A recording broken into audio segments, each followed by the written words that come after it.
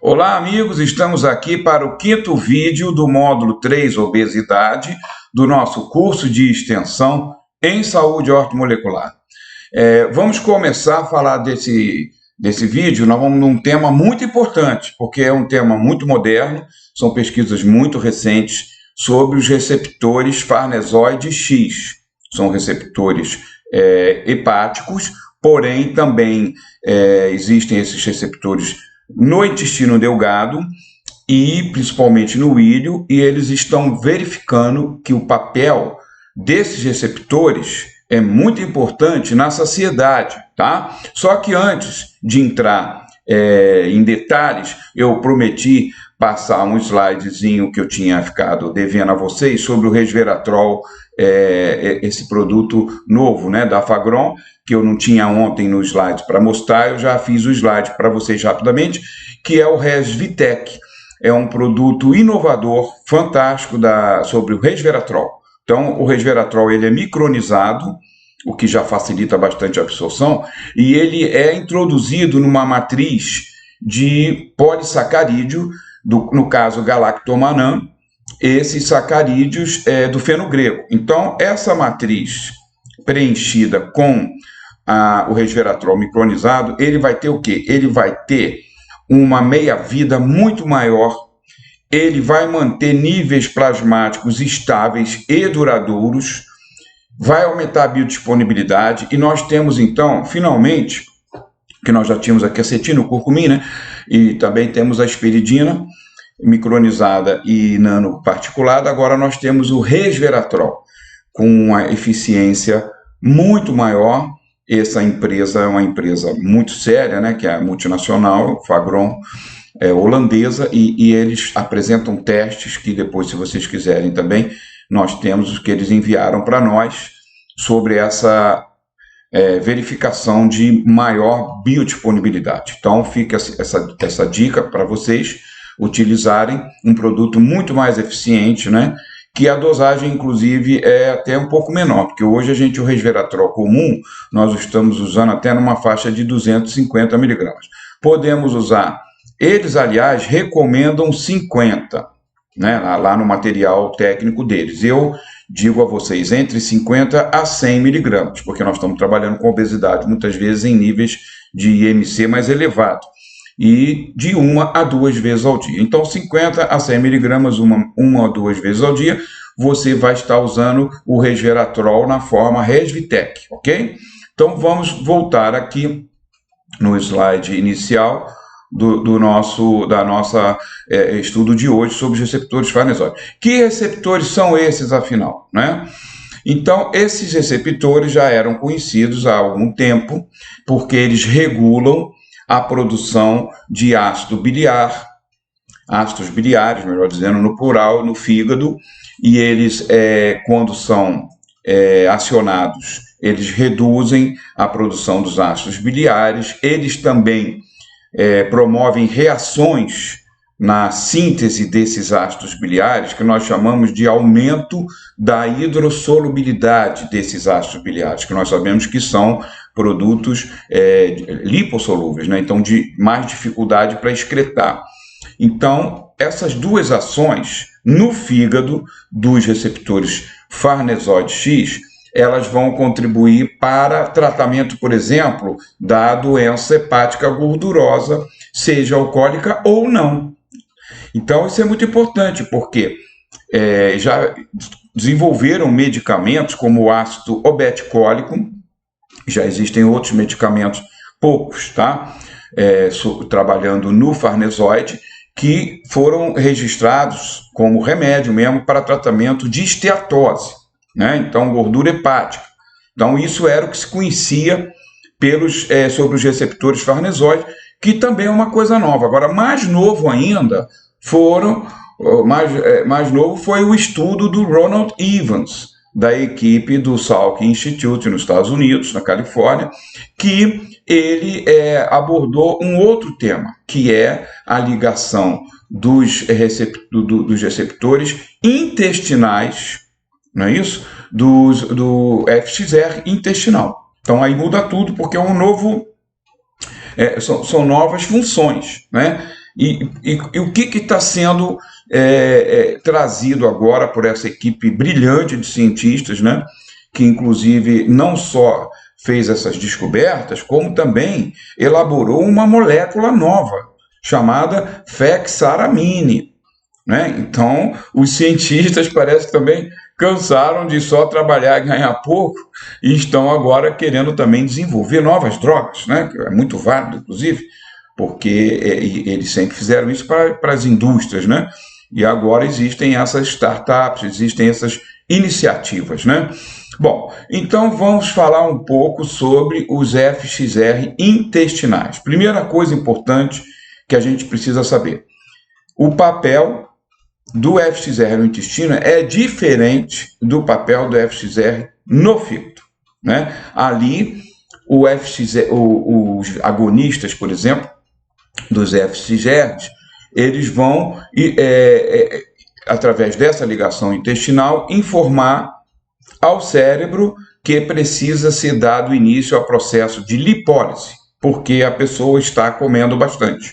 Então, isso é acionado através dos ácidos biliares, que a gente percebe nessa descoberta do Ronald Evans, que os ácidos biliares estão atuando como hormônios, né? Então, eles estão deixando um papel mais assim simples de serem floculadores e emulsificantes para gorduras que nós ingerimos, né?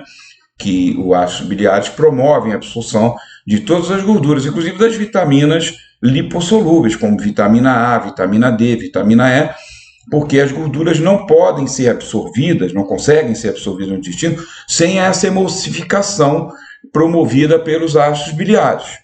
Então, até aí, tudo bem, não era bem um papel hormonal. Agora ele tem um papel hormonal, porque se ele vai, né, os ácidos biliares, no caso, o mais potente deles, estimulante do FXR é o quenodeoxicólico. Então, se esses ácidos biliares vão se ligar lá no receptor intestinal e vão acionar mecanismos centrais para a síntese, por exemplo, das enzimas das lipases adipositárias, isso é um comportamento de hormônio, né? Então, além dessa expressão hepática do FXR manifestado no intestino, ele vai regular o fator FGF-19, que vai controlar essa síntese dos ácidos biliares. Em resposta ao alimento, então, vai secretar mais ácido biliar, vai ser estimulado no local, né? E esses ácidos biliares vão ativar os receptores intestinais. Isso dito tudo, o texto do próprio Ronald Evans, né? Que ele fala: como demonstramos, a administração oral do fexaramine, que é um agonista FXR, ou seja, ele vai ter o papel equivalente de um ácido biliar, ele vai acionar o receptor FXR, né? Então, a administração do fexaramine, que é pouco absorvida na circulação, pois o objetivo é uma ação local, né, nos receptores intestinais, resulta na ativação FXR. Então, esse tratamento com fexaramine, ele produz um perfil que ele chamou intrigante, porque uma redução de peso marcante, né? Essa redução de peso com o agonista, no caso, o fexaramine, né? Então, também reduziu inflamação, aumentou a gordura marrom, e botei até com N aqui, com M, gordura marrom, e melhoria da sensibilidade à insulina. Então, tudo isso são benefícios que já foram determinados com os estudos iniciais do fexaramine, que está seguindo aqueles trâmites oficiais lá nos Estados Unidos, né, do FDA, que é aquela sequência de testes em animais até chegar aos humanos e tudo mais. Então, o que a gente extrai assim, de importante nesse momento sobre essas pesquisas? A ativação dos FXR intestinais faz conexão com o tecido adiposo através de estímulos centrais para a produção das enzimas que vão iniciar a lipólise dos triglicerídeos no tecido adiposo, principalmente abdominal. Com isso, vai reduzir o volume gorduroso. Este é um mecanismo fisiológico novo, tá? Isso é uma coisa muito nova que nós estamos falando com vocês. e que está sendo já explorado, já tem vários produtos que a indústria farmacêutica está também pesquisando, está dando códigos numéricos, nem deu nomes ainda, mas a gente, pelo que está vindo aí, a gente percebe que vão surgir drogas farmacêuticas para atuar nessa área, né, que vai ser, assim, muito interessante, um novo mecanismo para se tratar a obesidade. A sequência de eventos anti-obesidade dos agonistas FXR. Eles informam ao tecido adiposo que é como se você estivesse comendo, né, que é a ativação natural, né, do FXR intestinal, é pela comida mesmo. Come, chega o bolo alimentar, quando ele vai chegando no intestino, principalmente contendo gordura, vai acionar o quê? Os ácidos biliares, são recrutados para solubilizar aquela gordura. E aí, esses ácidos biliares também vão acionar o FXR intestinal para dizer, para de comer. Libera colecistoquinina e libera também as lipases para dissolver gordura da gordura abdominal, por exemplo, e utilizar como fonte de energia. Então, esse é o número 1. Resultado, a conexão dos FXR intestinais, ela vai liberar as lipases adipositárias. Então, vai haver a hidrólise de triglicerídeos, liberar ácido graxo livre para a beta-oxidação. Só que a sequência de eventos do FXR, ela é muito perfeita, ela é muito inteligente, porque depois de estimular a hidrólise do ácido graxo, para liberar ácido graxo livre, ela também, quer dizer, os FXR também estimulados, eles vão acionar os transportadores dessa gordura, que são um grupo de proteínas chamado ACPs ou ACPs, que são Acyl Carrier Proteins, porque a gordura, se ela não for transportada pelas ACPs, ela livre no plasma, ela vai ser reincorporada por VLDL e LDL, tá? E vai voltar ao tecido adiposo. Então, ela tem que ser blindada, transportada pelas Acyl Carrier Proteins, para levar até o fígado, para então começar o processo da beta-oxidação, que também, esse elenco de situações, o FXR, na sequência, vai também ativar a beta-oxidação. Então, ele é perfeito, né? Porque ele libera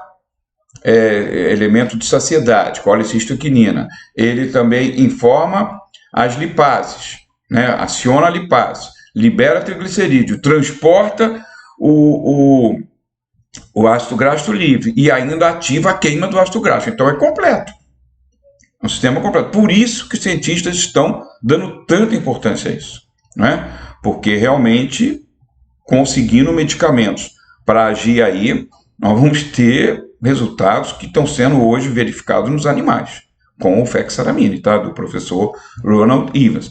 Não esquecendo, gente, que tudo isso aí, quando a gente está falando de triglicerídeo, nós não estamos falando de ácido graxo de cadeia média. Estamos falando de ácido graxo de cadeia longa. Então, todos eles precisam de L-carnitina. Então, seja qual for o mecanismo de lipólise, de chegar ao fígado, essas gorduras todas transportadas pelas ACPs, tudo isso, seja de como isso vem lá de cima e embaixo, sempre vai precisar da carnitina. Carnitina, ela é o aminoácido que promove a entrada dos ácidos graxos na mitocôndria. Nunca vamos esquecer isso. Então, aqui são slides, né? Imagens que mostram muito claramente para a gente ações positivas dos agonistas FXR, né? Porque além de ativar a lipólise, que é a queima da gordura, ele vai reduzir a lipogênese. Então é tudo de bom quando soma essas duas coisas. Lipólise alta e baixa lipogênese é tudo que nós queremos. E através, reduzindo a expressão desse gene que controla a Sterol Regulatory Element Binding Transcription Factor 1. Então, esse gene que libera essa proteína que faz o acionamento do sistema enzimático para construir gordura dentro da gente, que é a lipogênese. Como ele atua inibindo essa SRBP, ele vai reduzir a lipogênese. Isso é muito importante. ele vai ativar a lipólise. Já vimos isso, né? Acabamos de ver, lipoproteína lipase dos adipócitos. Vai aumentar ácido graxo livre e vai também acionar a beta-oxidação. Então, realmente, vai ser muito favorável os receptores farnesóide para a gordura branca, que é o nosso grande problema. Gordura branca, ela é complicada, mas ela tem esses receptores FXR. Então, é muito benéfico, né? Uma coisa que já está sendo estudado também com os receptores FXR, que ganham importância na ciência médica, eles diminuem a atividade com o envelhecimento. Daí, talvez também parte de uma explicação, né, de as pessoas 50 anos para cima começam a engordar mais, né? Que a gente normalmente, popularmente, o metabolismo fica mais lento. Fica mesmo. Aqui está uma das causas que a gente está vendo, né? Aqui você tem, por exemplo, como isso vai, com a idade, né, vai aumentando o estresse oxidativo e vai prejudicando os liberadores, como o HNF1, do FXR. Então, vai caindo a atividade de FXR no fígado do idoso. Inclusive, isso aqui vai favorecer até a esteatose, né? O idoso vai ter mais probabilidade, né? Principalmente se está em jogo, por exemplo, uma dieta muito gordurosa, que as pessoas hoje, infelizmente, têm, né? Então, também vai ter inflamação e bloqueio através do fator YY1. Então, não só idade, como dieta gordurosa vão prejudicar muito o FXR. Se o FXR diminui também a excreção de ácido biliar do fígado. Ele vai ficando cheio de ácido biliar e esse ácido biliar vai retendo gordura, porque ele é solubilizador de gordura. Olha a complicação, né? Aqui você tem um mapazinho bem explicativo, né? O ácido quenodeoxicólico, esse aqui, CDCA, sigla dele, tá? Ele é o mais poderoso ácido biliar que estimula o FXR. Pois eu até vou mostrar um quadro aqui para vocês, a sequência de potência, né, em relação a isso, mas ele é disparadamente o mais potente. Então, ele vai, à medida que vai aumentando os níveis de ácido quenodesoxicólico, ele vai ativando FXR, né, para exatamente dar uma trava nessa bile. E tem muita bile. Então, é tipo feedback. Então, começa a cair a síntese de ácidos biliares, diminui a lipogênese, porque fala assim, já tem gordura demais aqui.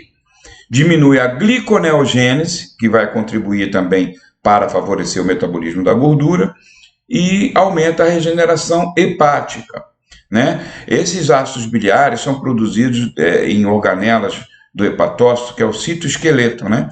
Então, eles vão sendo produzidos não só o quenodesoxicólico, como o desoxicólico, né, e outros ácidos biliares, e aí eles vão sendo liberados para o citoplasma do hepatócito através de um canal chamado Bile Salt Export Pump, e daí também pode ser exportado para o intestino, né?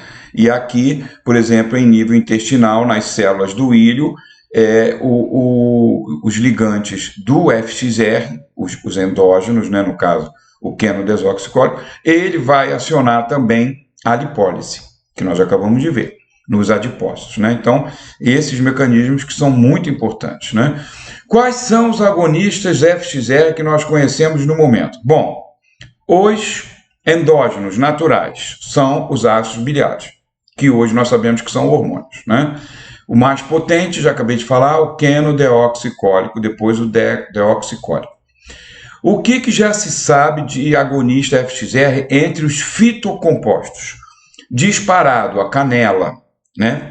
Os componentes da canela, o ácido cinâmico e especialmente o cinamaldeído.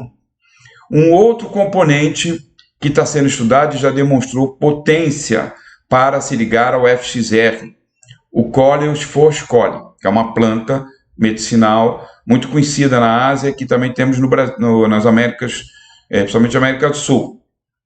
E os sintéticos, está vindo aí o fexaramine, já tem alguns que estão em códigos, desculpa, pela indústria farmacêutica, e já tem um produto que foi liberado nos Estados Unidos para tratamento da esteatose hepática, que é o ácido obeticólico, tá? Então, isso é o painel que nós temos hoje dos agonistas FC0.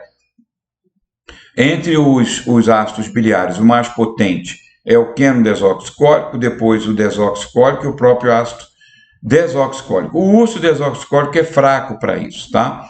Triterpenóides como foscolin do Colas Foscoli mostraram aumentar a atividade FC0, tá? Também alguns ácidos graxos do sistema ômega 3, como o docosa hexanoico. Então, mais um motivo para a gente melhorar essa proporção de ômega 6 para ômega 3, que hoje está, segundo a média avaliada pelos cientistas, está muito alta. Está de 20 partes de ômega 6 para uma de ômega 3, deveria ser reduzida imediatamente para um limite de 5 partes de ômega 6 para uma de ômega 3. Então, a gente está bem longe disso, né? Nós temos que trabalhar as fontes vegetais, chia e linhaça, e a suplementação com boas cápsulas, né, de ômega 3 destilado a frio, não essas destilado em calor excessivo para fluidificar o óleo, né, facilitar as máquinas que enchem as cápsulas, né? Mas o calor ele degrada muito esses ácidos graxos, né? Fexaramine reduz peso. Bom, estão apostando tudo no fexaramine, já temos aí 4 anos de estudo, coisa está um pouco lenta. Por quê? Ele quer registrar como medicamento. Então, aí ele esbarra numa legislação muito burocrática nos Estados Unidos e no Brasil também, né? Que o Brasil segue, a Anvisa segue basicamente os protocolos do FDA americano, né? Então, isso está sendo investigado, já passou por fases 1 e 2 com os animais, né? Verificou que há uma perda de peso nos animais, aqui o gráfico mostra em vermelho, né? O peso, né, dos animais tratados, ele caiu. Também o acúmulo de gordura no tecido adiposo, a vaculação, por exemplo, nos animais não tratados, tudo isso aqui é vacúolo de gordura, e isso no fígado, e você veja que aqui já melhora, já tem muito mais célula e menos vacúolo de gordura, então tem mais hepatócitos, né? Então, sobre os agonistas naturais, a canela disparada na frente. Por que será, hein, que o Ronald Evans, da onde ele tirou o fexaramine, hein? Aqui o fexaramine, aqui, ó, é isso tudo aqui. Olha essa parte aqui da molécula do fexaramine. Olhou bem, em amarelo? Agora, olha aqui o cinnamaldeído da canela. Não é? É pura coincidência? Lógico que não, né? Cientistas e os farmacêuticos, bioquímicos, desde o século XIX, ou o início do século XX, quando começou realmente o trabalho da indústria farmacêutica, eles sempre buscaram inspiração nos medicamentos vegetais para fabricar os seus medicamentos, as suas moléculas patenteáveis, né? Então, isso aqui não é patenteável, mas isso aqui porque ele acrescentou toda uma estrutura aqui. Óbvio que também não é só para patentear, né? Quando você já tem conhecimento sobre os receptores, o desenho molecular do receptor, você vai construindo também uma molécula que se ligue mais fortemente ao receptor. Por isso que o medicamento, ele sempre vai ser mais forte do que o natural, né? Mas não que a gente não possa usar o natural, nós podemos usar o natural. Só para mostrar, então, aqui da onde foi retirado o fexaramine, foi retirado da canela. Aqui você veja, por exemplo, a concentração do cinnamaldeído, que é o principal ativo da canela. Você vai ver que na casca, por exemplo, aonde chega a ter 80%, né? Muito mais do que nas folhas e também em outras partes, como o próprio fruto. Então, você veja que é realmente da casca que se extrai o extrato seco mais poderoso, rico no cinnamaldeído, né? Aqui você vai ter, por exemplo, estudos que vêm lá de 2014, já estudos que até objetivavam, nesse caso aqui, a avaliação da canela como uma smart drug, melhorando memória, melhorando circuitos cerebrais. Só que, por tabela, os cientistas descobriram que também reduzia a gordura hepática. Então, veja que interessante, na busca de uma luz, conseguiram outra iluminação no campo da canela, mostrando que ele poderia ser útil também na parte hepática e representou também ser muito positivo como uma droga de melhoria da performance cerebral, principalmente porque ele melhorou o circuito insulínico no cérebro. O cérebro, como já disse a vocês, só utiliza açúcar como energia, não tem outra fonte. Então, se melhora a ação insulínica no cérebro, vai melhorar a performance cerebral, memória, inteligência, presença, não é isso? Criatividade, tudo isso. Aqui você já tem um estudo de 2016, mostrando já também a canela sobre a síndrome metabólica. Então, eles verificaram, fizeram uma revisão muito ampla. Aqui está como é que eles fizeram essa revisão, quais foram os sites pesquisados, os termos pesquisados, e eles concluem que os dados clínicos e o mecanismo mostram que a canela, o cinnamon, tem efeitos protetivos na síndrome metabólica, de várias maneiras. Aqui você tem um mapa desse estudo aqui, tá? Esse aqui eu tirei, esse mapa daquele estudo. Olha que maravilha os efeitos médicos sobre a saúde da canela, né? Na hipertensão vai reduzir, porque funciona como um regulador dos canais de cálcio, né? A gente usa tantas medicações sintéticas, né? Inibidores do canal de cálcio. Então a canela tem uma ação similar. Ele vai reduzir a expressão de moléculas que vão provocar adesão de monócitos no endotélio. Então ele é um protetor, né?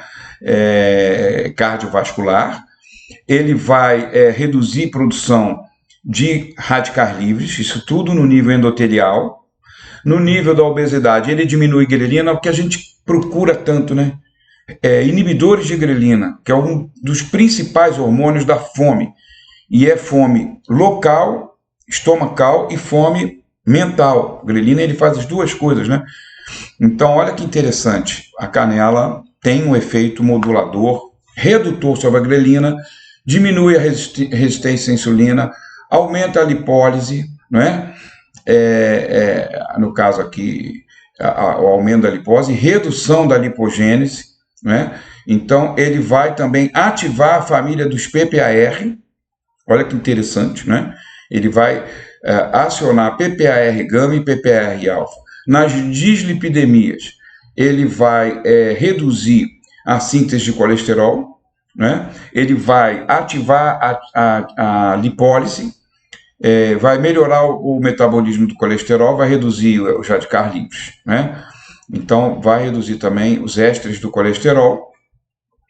Aqui, por exemplo, na hiperglicemia, ele vai ter um efeito insulinético, como queiram, vai reduzir a captação intestinal de glicose, que é um outro efeito muito positivo que alguns produtos, por exemplo, vou citar um produto para vocês, que é o Slim Carb, né? Que é inibidor da amilase. Então, ele inibe a absorção de glicose. Então, a canela vai ter um efeito também similar ao Slim Carb. Nós temos também ativação de genes que vão regular a insulina, melhorar o transporte da glicose com o GLUT4, melhorar a sinalização do IGF. Então, são vários e vários efeitos positivos. Aqui você veja, por exemplo, o efeito da canela sobre a AMP quinase, né? Então, por exemplo, antes da canela agir, né, liberando a AMP quinase, você tem um sistema ativo de síntese de gordura hepática, que é o fatty acid sintase, que começa com acetil, com a enzima A carboxilase, que é a enzima que vai juntar de 2 em 2 o acetil até formar uma cadeia longa de 18, como é ácido oleico, né? Então, isso aqui está ativo, está gerando malonil, que o malonil depois recebe mais um acetil, libera CO2 e aí vai de 4 em 4, de 2 em 2, né? Isso aqui é o circuito da lipogênese, francamente ativo. Quando a canela entra em jogo, ativando a AMP quinase, então vai inativar o acetilcoenzima A carboxilase, reduz malonil e reduz lipogênese. Então, a canela, ela tem essa ação comprovada de reduzir a lipogênese, reduzir a absorção de ácidos de carboidratos, né, inibindo a alfa-amilase. É antiglicante porque os compostos como cinnamaldeído reagem com as carbonilas provenientes dos ácidos graxos, que são agentes fortemente glicantes. Então, se ela vai reagir com essas carbonilas, ela é antiglicante, né? O cinnamaldeído é antiglicante. Diminui a resistência à insulina, diminui o acúmulo de MDA, que é indicador da peroxidação das gorduras. Então, tudo de bom, né? Inibidor também dos canais de cálcio. E ele vai ter uma ação anorexígena através da redução da síntese da grelina, além de estimular a beta-oxidação e ser um antagonista canabinoide, em que nós vimos que um dos efeitos nocivos do aumento do ômega 6 sobre o ômega 3 é ativar os receptores endocannabinoides cerebrais, principalmente CB1, que estimula a fome, né? Fome da maconha, que a gente até brincou, né? Bom, continuando aqui. Cinnamaldeído previne acúmulo de gordura e diminui hiperfagia, novamente atuando sobre a grelina. Aqui foi um estudo realizado in vitro, né? E foi muito interessante, né? Inclusive, reduziu os níveis circulantes de leptina, que é uma resposta à obesidade. Quanto mais adipócito, mais leptina é produzido. Então, isso foi bem interessante, também feito com animais e também feito in vitro, mostrando que é um importante fator a canela para controlar a questão da hiperfagia e do acúmulo de gordura. Aqui você tem, em 2019, mais recente, né, estudo confirmando a redução de peso com o cinnamon, né? E aqui foram revisadas 679 publicações, estudos que envolveram mais de 780 pessoas. Então, a administração da canela, ela reduziu a massa gorda, tá? As dosagens foram mais ou menos incluindo 2 gramas por dia do extrato da canela ou mais, né? Porque é um produto totalmente isento de toxicidade. A canela que a gente inclusive come, né?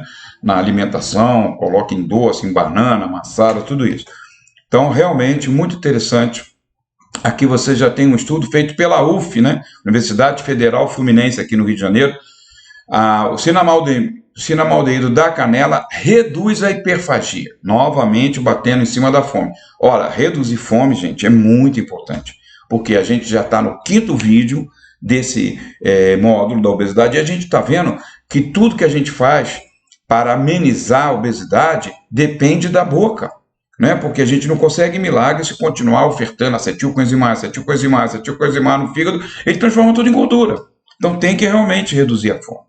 E o cinnamaldeído, ele está sendo apontado como um agente importante nesse aspecto, né?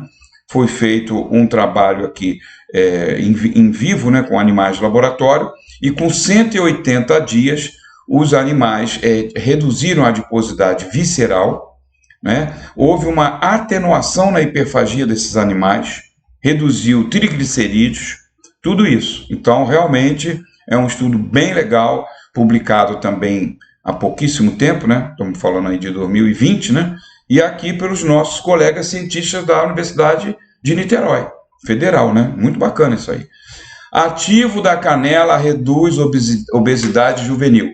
O estudo desse ano, 2024, muito bacana esse estudo também, focando o cinnamaldeído, que é o ativo, focando inclusive o comportamento do cinnamaldeído sobre a gordura branca e marrom em animais programados para engordarem com a famosa High Fat Diet, HFD, né? HFD é a sigla do padrão que se faz em laboratório para engordar os animais.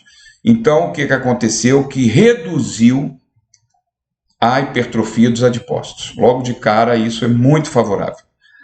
Então, ele diminuiu a expressão gênica de lipogênese, começando pela CREB, que é o fator genético que vai comandar a síntese de gordura. Em longo prazo, a canela, através de cinnamaldeído, ela reprogramou o metabolismo, né? Diminuindo o tamanho dos adipócitos, reduzindo a lipogênese e aumentando a gordura marrom. Então, tudo isso aqui é muito favorável, porque eles fizeram a avaliação nos animais jovens, né, porque eles estão preocupados com a obesidade juvenil, que é uma coisa muito séria hoje no mundo, porque você imagina um padrão de ganho de peso acima de 50 anos, como foi o meu caso, que eu reduzi bastante agora também, né, com tudo isso, mas também com a boquinha, é muito diferente de um padrão obeso que vem lá de 14 anos. A gente sabe, está cada vez mais reforçando que existe memória, tá? Para a questão do tecido adiposo. Então, essa obesidade juvenil e um mundo jovem gordo, como a gente tem verificado aí, é extremamente preocupante. Então, eu acho esse estudo aqui top para fechar a questão de como nós podemos e devemos usar a canela nos tratamentos para redução de peso e melhoria do metabolismo. Aqui agora eu vou falar, então, já falei um pouco antes, né? Mas vou voltar a falar do fosfolin, porque ele entra como um elemento muito recentemente estudado na ativação do FXR também. Então é bem interessante a gente estudar o fosfolin de novo, porque a gente já tinha batido um pouquinho no fosfolin lá atrás como ativador da AMP quinase, né, ativadora do AMPC, né, que ativando a AMPC automaticamente vai ativar a sua enzima, que é a AMP quinase, e a AMP quinase ela reduz bastante a lipogênese e ativa a lipólise. Então a gente já sabe que tem muitos produtos aí, inclusive fitoterápicos, que nós já vimos nos vídeos anteriores, pegando esse mecanismo da AMP quinase. Só que agora eles já estão vendo a parte do FXR também para o fosfolin. O fosfolin é extraído de uma planta Coleus foscoli, mas que tem hoje uma duplicidade de nomes, porque há vários estudos que citam como nome de Plectranthus barbatus, mas ainda predomina o nome Coleus foscoli. É a mesma planta, tá? Que é o falso boldo. O falso boldo porque ele fica com as folhas avermelhadas, né? E o boldo verdadeiro ele fica sempre verde, né? Mas o formato da planta e das folhas é muito parecido, tanto que foi confundido com boldo, né? Então já é conhecida há muitos anos essa planta. Isso aí já vem lá de trás, inclusive da época pré-moderna, né? Na China e em outros países da Ásia, né?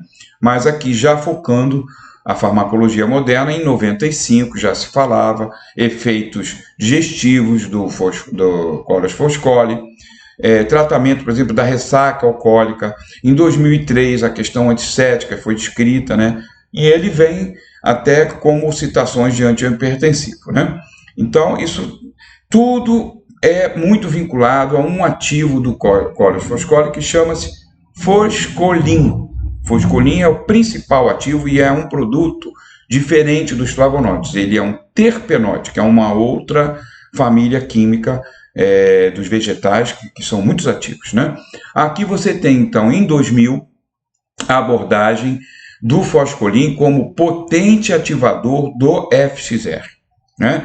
Então, além dos ácidos biliares, né, que a gente já tinha visto que são os principais ligantes endógenos do FXR, ele mostrou realmente uma receptividade muito grande do fosfolin, que é um pseudoesteroide, a sua estrutura, né, química. Então, de longe, a maior eficácia foi para o fosfolin. Então, o fosfolin é um ligante do FXR. Aqui você veja um estudo de 2020, que eles estavam, tipo assim, estudando ganho de peso em pacientes que tomam drogas antidepressivas e outros tipos de drogas psicoativas. Então, eles estavam estudando e resolveram utilizar produtos reconhecidamente lipolíticos para administrar a esses pacientes e verificar a redução de peso. Então, você veja, das drogas reconhecidas citadas é o próprio fosfolin. Por isso que eu coloquei aqui esse artigo, porque ele cita o fosfolin, né, reconhecidamente como uma droga lipolítica. Aqui você, 2021, bem recente, que foi feito esse estudo com animais, né, camundongos, então um estudo em vivo, e realmente o fosfolin ele reduziu os níveis da glicose né? Diminuir o diâmetro dos adipócitos, que é uma das coisas verificadas com a canela, que é outro ligante do FXR. Então, realmente houve uma redução, inclusive, na diferenciação das células pré-adipócitos em adipócitos. A gente já sabe que aí tem uma atuação moduladora sobre PPAR-gama, não é isso? Então, são situações muito favoráveis também que são verificadas com o fosfolín. Então, nós podemos usar os agonistas naturais FXR, né, até que venha as drogas mesmo, que deverão ser muito poderosas, né?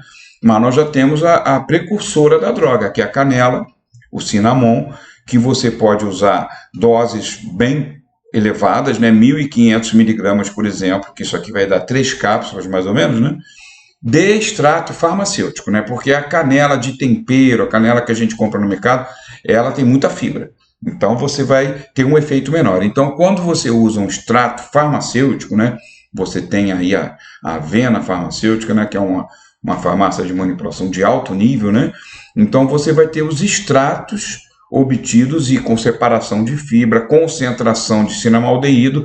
Tem extratos que estão chegando já ao nosso mercado brasileiro, que eles estão acima de 80% do cinnamaldeído, né? Então, isso aí é uma diferenciação muito grande na qualidade. Aquilo que eu falo, a fitoterapia, ela quanto melhor vai dar resultado clínico, quanto melhor a gente escolher o material a se trabalhar, né? Então, a gente precisa realmente ter essa diferenciação do que é alimento e do que é medicamento, né? Fosfolin 250 miligramas, que se usa em doses menores, não deve subir muito. Fosfolin, ele é um medicamento, por exemplo, que não tem comprovação de segurança, por exemplo, para uso em gravidez. Então, não deve usar na gravidez. Não que tenha sido demonstrado algum efeito ruim, simplesmente não foi demonstrada a segurança, tá? Então, nós vamos nos abster de usar nas grávidas. Então, esse protocolo, agonista natural de FXR, você pode ter certeza que é um protocolo bem importante para a gente trabalhar também os pacientes com excesso de peso. Aqui agora vamos entrar num outro tema muito importante, que vai nos trazer o estudo do hormônio irisina, o último hormônio descoberto pela medicina, mais recente, né, da famíliazinha, o caçula, que já foi descoberto depois dos anos 90, não se sabia da existência. É chamado hormônio do músculo, porque ele está em altas concentrações no músculo esquelético, porém também a gente sabe que está também em outros órgãos, tá? Ele converte gordura branca em gordura marrom, essa é a principal atividade dele, ativando em nível nuclear, genético, né? Então, ele vai estimular a transformação da gordura branca em gordura marrom, e isso vai favorecer muito a perda de peso, porque sempre repetindo, mas é bom repetir, a gordura branca não é vascularizada, é difícil trabalhar com ela, se ela não recebe sangue. Até o medicamento que você toma, entrar lá, é menos favorecido, né? Então, a gordura marrom, ela é muito mais facilmente tratável, né? Aqui você tem os principais efeitos da irisina, né? Que não é só sobre a gordura, né? Ele atua no osso, favorecendo a síntese óssea e reposição óssea, né? O turnover ósseo, né? Ele atua também melhorando o GLUT4, melhorando a captação de glicose no músculo. Ele reduz resistência à insulina, né? Então, ele também vai ter uma ação muito importante no cérebro, porque ele é um fator que melhora a disponibilidade dos neurotróficos, as neurotrofinas, como o BDNF, né? Que é o Brain Derived Nervous Factor, né? Então, isso melhora a síntese da árvore neuronal, axônios, dendritos que são constantemente danificados e são refeitos, né? Nesse momento, por exemplo, está acontecendo, né? A partir dessas neurotrofinas, e também vai ter essa ação da irisina. E, focando aqui no centro em amarelo, realmente aquilo que a gente está estudando hoje. Vai aumentar a transformação da gordura branca em marrom, e nessa gordura, então, ele vai ativar o quê? O CP1. Talvez seja o mais potente ativador da proteína desacopladora 1. Ora, quando a gente fala o CP1, a gente fala escape de elétron e a gente fala forçar o corpo a usar a gordura para repor ATP. Isso a gente já falou várias vezes aqui dentro, tá? Então, realmente, muito bacana isso aí. Aqui está, que eu consegui através de uma colega minha dos Estados Unidos, também bioquímica, ela me passou isso há tempinho atrás. O negócio é tão sério com a irisina que eles já estão patenteando fórmulas para aumentar a irisina. Isso aqui é um pedido de patente pública nos Estados Unidos, que já está finalizando, segundo eu soube agora, que é uma composição fantástica do ginostema pentafilo, que nós temos aqui, tá? O polígono cuspidato, que nós também temos na vena para prescrição, e dos capsaicinoides, que nós temos o capsiate e o capsici, que são extratos da pimenta vermelha. Ou seja, nós temos tudo. E temos também, mais ainda, né? Nós temos o extrato do Aframomum melegueta, que vai ter o 6-paradol, que ele cita aqui, ó, 6-paradol, que é mais poderoso ainda. Então, nós podemos usar o ginostema, o polígono e o Aframomum melegueta, que tem um nome aí hoje de um extrato chamado paradoxine. Você pode prescrever paradoxine se quiser, sem problema, ou Aframomum melegueta. Então, isso aqui está sendo analisado, e eu peguei aqui nesse site aqui vocês vão encontrar como já está avançado esse pedido de patente aqui. Nesse texto aqui, inclusive, você vê, né? Essa invenção, né, que ele está chamando de uma invenção, inclui um método de ativação da irisina por administração individual, né, e quando há necessidade desse tratamento, né, e que vai ativar através de ingredientes, né, que eles já citou, né, vai ativar a irisina, né, e vai aumentar a conversão da gordura branca em gordura marrom. Tudo isso aqui faz parte desse pedido de patente que está bem avançado, e essa é a fórmula. A fórmula é exatamente isso aqui, ginostema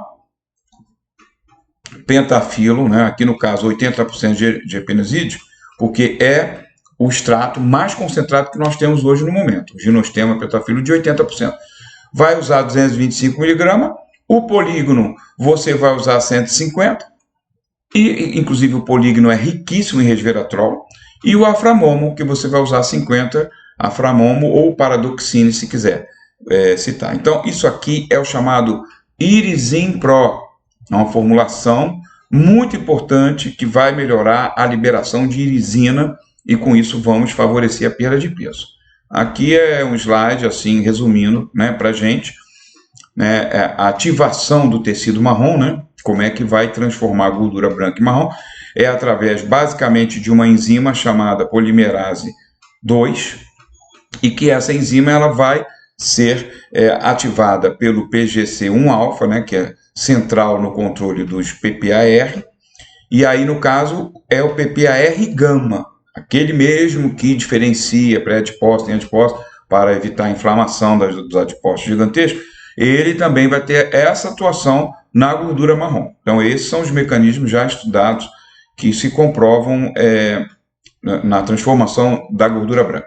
Então, aqui um produto assim que eu chamei Browner, né, que vai amarronzar, né?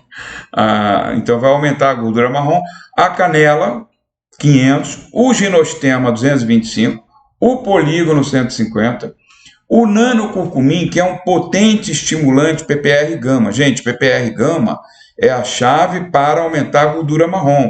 Então, esses compostos que eu botei aqui, o curate, é o nome comercial do nanocurcumim. Você prescrevendo pelo nome curate evita confusão do farmacêutico, se não for uma farmácia assim, muito qualificada, né, como a Vena, e você bota nanocurcumim, ele de repente vai lá e está com o curcumim comum.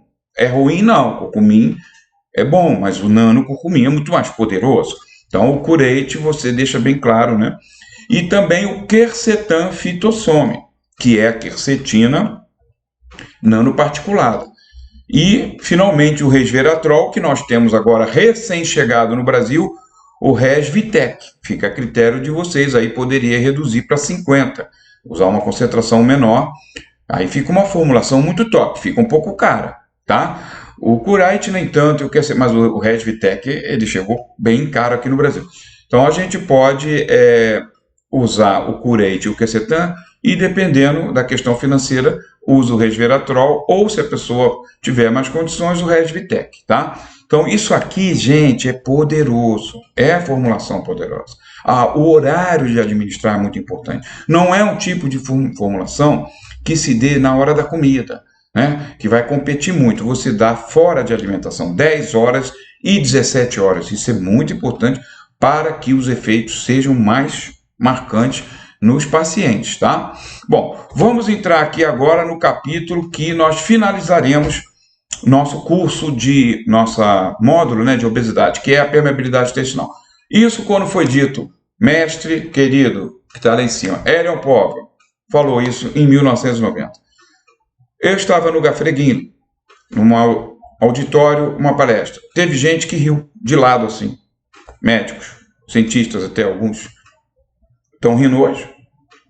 Não estão rindo. O professor Hélio Póvoa estava, no mínimo 40 anos na frente, tá? Quando ele falou em vários estudos e palestras e escreveu em livros, que eu participei de 2 livros com ele, tá? O Radicais Livres em Patologia Humana e Melatonina, Relógio Biológico. Enfim, fora isso aí. Ele, lá em 1988, 89, ele dizia: obesidade está ligada à flora intestinal. As pessoas riam de lado. Estão rindo hoje? Meu Deus do céu, a ciência comprova isso a cada minuto, tá? Então, essa questão da permeabilidade intestinal, a qual ele sempre, professor Hélio Póvoa, batia nessa tecla. A saúde, ela começa e termina no intestino, é um ditado chinês, né? E é verdade, né? Porque é o intestino que vai administrar tudo, né? Aquilo que tem que ser expulso, jogado fora, e aquilo que tem que entrar. Se a permeabilidade está alterada, isso aí fica todo bagunçado. Entra coisa que não tem que entrar, às vezes deixa de entrar nutrientes que deveriam, que está inflamado ali também. Então, é muito complicado esse processo do aumento da permeabilidade intestinal, né? Que ele vai estar, inclusive, relacionado com muitas situações aqui. Por exemplo, abuso de bebida alcoólica, especialmente os destilados, volto a dizer. Uma bebida muito diluída, como a cerveja, tem muito menos impacto alcoólico. Mas uma bebida, uísque, aguardente de cana, bate 40%, 45% de álcool, você toma aquilo puro, aquilo vai para o estômago, evidentemente, mas passa ainda a concentração muito alta de álcool no intestino ali inicial, no duodeno, danifica as células, óbvio que danifica, né? Então, abuso de bebidas gaseificadas também prejudica o epitélio intestinal. A parte, por exemplo, de alimentação industrializada, a gente tem que dosar, reduzir isso ao mínimo, tá? Que são essas embalagens de comida pronta para esquentar, esses negócios que contêm muito conservante, corante, flavorizante, né? A questão do agrotóxico não depende só da gente, depende dos governos controlarem melhor isso aí, né? Que inclusive eu participei de um grupo lá com a COP em 1979, 80, desculpa. Não, começou em 79 o estudo da cana-de-açúcar, mercúrio agrotóxico em Campos do Goitacazes. Aí eu fui, de repente, eu estava dentro desse grupo aí estudando, a gente verificou coisas do Arco da Velha. Pessoas jogando mercúrio em cima da planta, assim, que não é para você fazer isso. Mercúrio é um produto que foi retirado graças a esse trabalho. Eu tenho orgulho de ter participado desse trabalho com a COP, né? Então, o mercúrio e outros agrotóxicos precisa ser muito bem regulamentado, não só regulamentado, fiscalizado. Como é que estão esses aviões que jogam agrotóxicos? Tem um período chamado washout, né? Que você, a partir de um período que vai fazer a colheita desse alimento, não pode mais aplicar. Eles, muitas vezes, ultrapassam, fazem essas aplicações semanas antes de fazer a colheita do alimento. Crime isso, tem que ver isso tudo, né? Então, essa questão, por exemplo, do estômago, cloridria baixa, é porta aberta para disbiose e aumentar a permeabilidade. E a gente vê pessoal abusando aí de omeprazol, até em elevador, você vê um falando com o outro, até pessoas que trabalham, né, nas casas das pessoas. Não, usa omeprazol, estou com dor de estômago hoje, omeprazol, receita no elevador, eu já vi isso. Que isso, gente? Não pode. Você tem que ter cuidado, a cloridria é a nossa barreira de defesa principal para tudo aquilo que a gente ingere, não é isso? Então, nós não podemos perder a nossa cloridria abaixo, por exemplo, de 1,5, 1,8, é complicado, hein? O omeprazol, ele é muito potente. Ele joga isso para 2, 2,5. Acabou-se defesa. Acabou-se. Estômago tá porta aberta para tudo que é porcaria e tudo que é bactéria que a gente come aí com a comida, né? Encosta aí num bar, pede um croquete, aí já viu, né? Então, realmente, não pode. Tem que controlar esse negócio de omeprazol. Alimentação irregular. Aí entra aí um pouco desse jejum intermitente, eu já falei da grelina. Não sou contra, mas tem que ser muito bem planejado. Aqui do antiácido já falamos, omeprazol. Baixa ingestão de fibra. Gente, pelo amor de Deus, fibra é salvação do intestino. A fibra limpa as velocidades. A fibra se liga a metais tóxicos excretando. Quanta coisa a fibra faz de boa pra gente. E outra coisa, tem que associar fibra solúvel com fibra insolúvel, né? As fibras solúveis, tipo glucomanã, goma-guar, né? Tudo isso aí com as insolúveis, tipo celulose e tal. Por quê? Uma vai fazer a limpeza grossa, que é a não solúvel, que é o vassourão lá no intestino, e a outra a limpezinha mais paninho, que se limpa um móvel, por exemplo, que é a fibra solúvel. Tem que associar as duas, tá? Problemas de mastigação, excesso de líquido na refeição. Tudo isso aqui vai contribuir. Estresse, maior fator para aumento da API. Trabalho publicado em 2020, tá? Então, eles verificaram a questão de obesidade, síndrome do intestino irritável, que é totalmente devido a desbiose e alterações na flora intestinal, né? Então, eles verificaram nos pacientes com obesidade mórbida, por exemplo, né, que eles compartilham fisiopatologias comuns, né? Desbiose, hiperpermeabilidade intestinal. Tá aqui, bingo! Professor Aaron Powell, 50 anos atrás falando isso. Parabéns para ele. Então, realmente, eles avaliaram isso, fizeram modelos animais, né?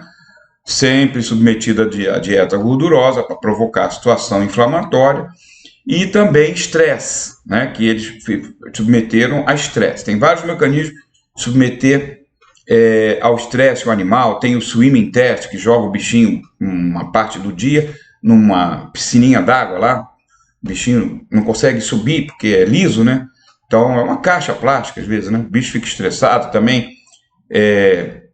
Tipo restrição de água, né? Também leva o animal.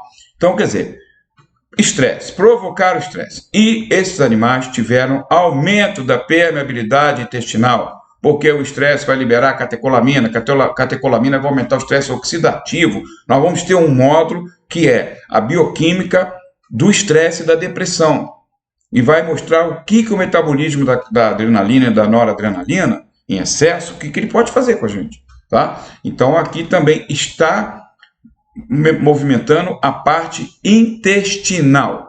Por acaso vocês se lembram que muitas pessoas, eu sou um deles, não sei se vocês, têm uma resposta intestinal a um susto, ou a um estresse, ou uma coisa que te enerva muito? Dá dorzinha de barriga. Isso está descrito na medicina. Ah, é vagal, é vagal. Sim, é metabolismo aí de estresse, dessas catecolaminas e outros produtos que vão lá estimular o peristaltismo e dar dorzinha de barriga. Então, tá ligado estresse com intestino, tá? Então, eles realmente utilizaram até metformina, né, para restabelecer. Só o animal não submetido ao estresse que melhorou a permeabilidade intestinal com metformina. Então, não conseguiu melhorar naqueles, o estresse foi mais forte. Então, vocês vejam como a gente precisa trabalhar um estresse. O estresse matinal do adolescente e do jovenzinho com escola, já tem vários estudos publicados, os cientistas estão se preocupando com isso, né? Que é de manhã cedo já tem um estresse em acordar. A pessoa acorda muito cedo, tem um estresse. Aí tem o estresse de trânsito. Pai levando criança já nervoso com o horário. A criança vai absorvendo tudo isso. Vai indo para a escola, se tem bullying, ela já vai de manhã quando acorda. Minha filha fala isso para mim. Poxa vida, eu fiquei impressionado, minha filha, falando isso. Ai, meu Deus, hoje não. Eu falei, o que, filha? Ah, hoje tem educação física e eles fazem bullying comigo porque eu não gosto de jogar queimado. Eu falei, minha filha, eu já vi o estresse nela de manhã. Então, estresse, permeabilidade intestinal e obesidade, tudo ligado, né? Trabalhar a ansiedade. Vimos no início do módulo obesidade. Taurina para melhorar o GABA. Temos que melhorar o GABA. Né? Serotonina é importante. Eu digo a vocês, o GABA mais importante nessa questão de ansiedade e de estresse. Temos que melhorar o GABA. Existe um produto que eu bolei, que é o GABA Shot. Shot porque é um flaconetezinho de GABA em solução num veículo de alta absorção. Então bebe, é fantástico. Depois eu vou passar para vocês a fórmula do GABA Shot, eu já posso até dizer, 400 mg, em veículo que eu chamo veículo emulsionado. Então você passa GABA, 400 mg, veículo emulsionado, que é SP 10 ml, que é um flaconetezinho de 10 ml. Manda beber de manhã e à tarde, e às vezes, por caso, à noite também. Vai ajudar muito nesse estresse.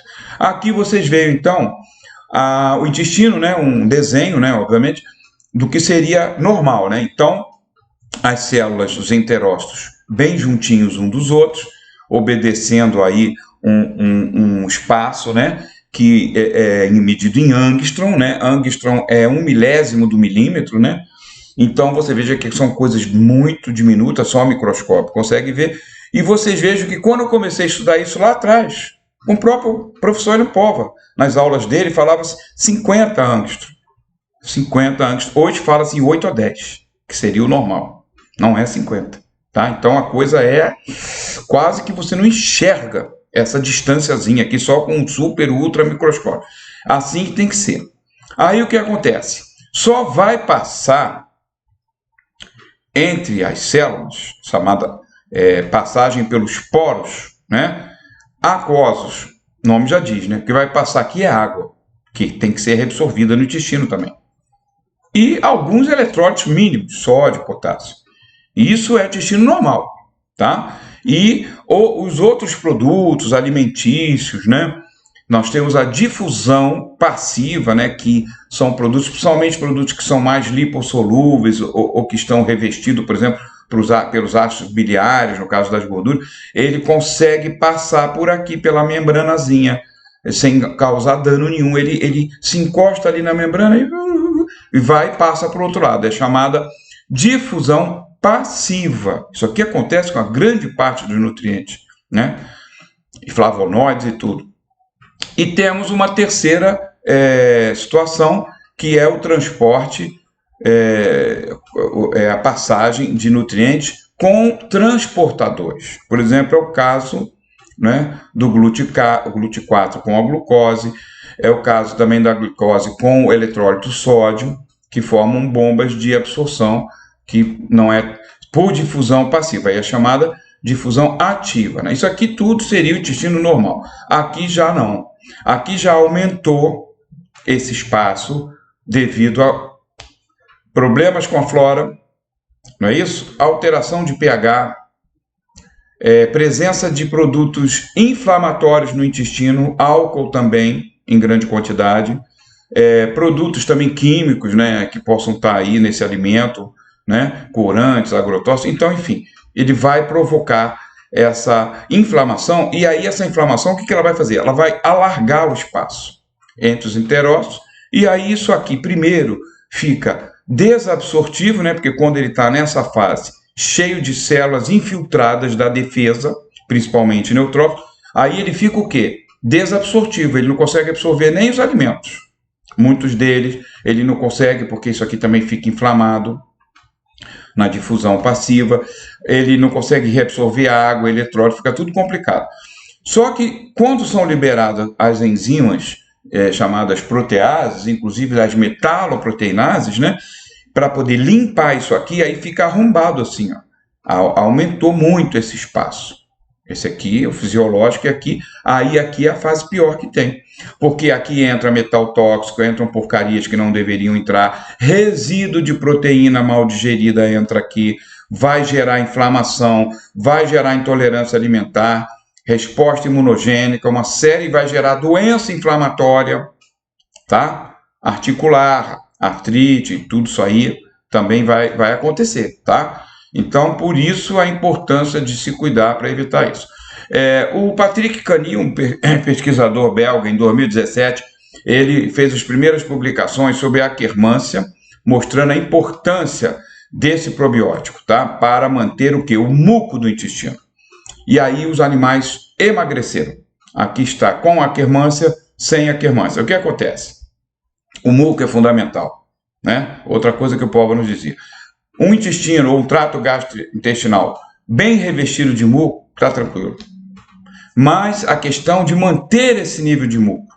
Então, nós estamos verificando que alguns probióticos que nós não conhecíamos, como a Akkermansia mucinifila, que foi levantada essa bola pelo Patrick Cani. Ele é fundamental.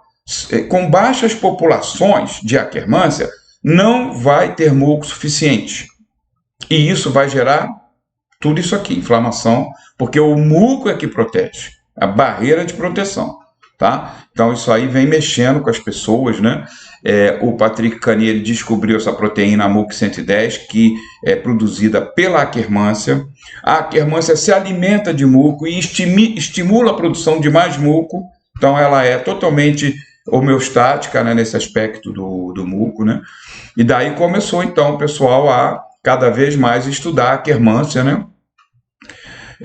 Para a manutenção, por exemplo, da mucina, que é a principal proteína que dá essa viscosidade do muco gastrointestinal, né? Então, a Akkermansia, ela come mucina e estimula mais síntese de mucina. Então, tudo isso aí é verificado que é muito vantajoso, né? 61 genes estão envolvidos na manutenção do muco, hein? Olha como é importante o muco. 61 genes.